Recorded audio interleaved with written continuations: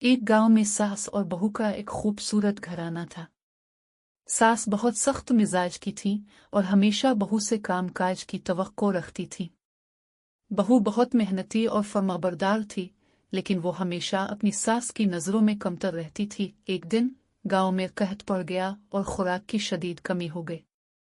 ساس نے اپنی بہو کو کہا کہ وہ گاؤں کے باہر جا کر خوراک کی تلاش کرے۔ بہو نے بغیر کسی شکایت کے اپنی ساس کی بات مانی اور خوراک کی تلاش میں نکل پڑی۔ بہو نے دن رات ایک کر کے آخرکار ایک باغ تلاش کیا جہاں پھل بہت زیادہ تھے۔ وہ خوشی خوشی پھل لے کر گھر واپس آئی اور اپنی ساس کو دکھایا۔ ساس نے بہو کی محنت کو دیکھ کر اپنی غلطی کا احساس کیا اور اس کی قدر کرنا شروع کر دی۔ اس کے بعد سے ساس اور بہو کے درمیان محبت اور احترام کا رشتہ قائم ہو گیا۔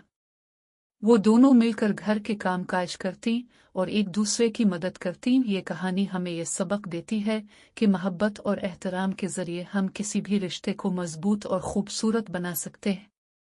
ساس اور بہو کے درمیان ایک مثبت اور مددگار رشتہ ہونا چاہیے جو کہ گھر کی خوشیوں کو دوبالا کر دے۔